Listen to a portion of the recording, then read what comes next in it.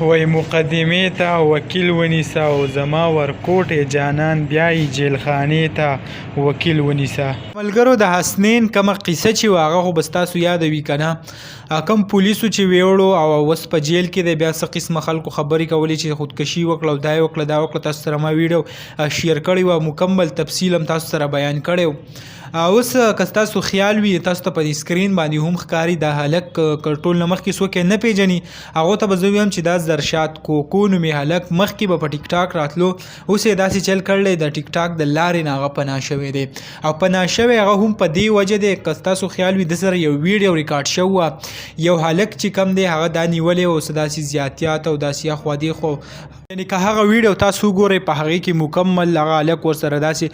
چیړو را چیلوی، نو دا کله اخر په جړا شو، بیا یې ویل چې ما کور ته پرېږدئ زه کور ته ځمه، داسې قسمه قصې کولې.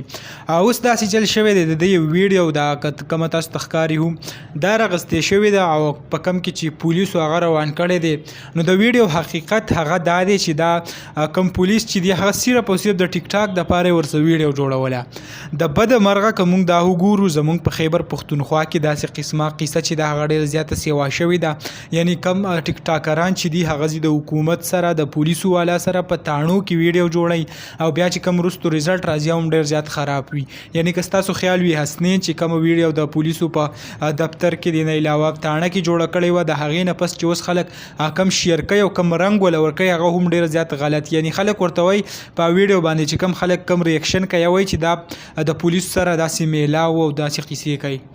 نو داسې نه دی کول پکار. حکومت له هغه پکار دی چې د یو ټیک ټاکر سره یو سوشل ورکر سره پکار دی چې هغه ټاڼې ته سرې له پرېږدي هم نه، بل بیا داسې ویډیو هغه ورسره په ګپ شپ کې یعنی کم دوستانان چې دي هغه یې نو بیا ویډیو جوړوي، داسې هغه کول پکار نه دی. بیا په خلکو چې کم سر پرې باسي هغه هم ډېر زیات غلط وي. نو کم دغه نوي معلومات او کومه نوي ویډیو چې هغه هم تاسو سره شریک کړه. امید لرم ویډیو مو خوښه شوي، که ویډیو مو خوښه شوي ویډیو لایک کړئ او که زموږ په چینل نوي چینل سبسکرایب کړئ د داسې نور ویډیوګانو دپاره.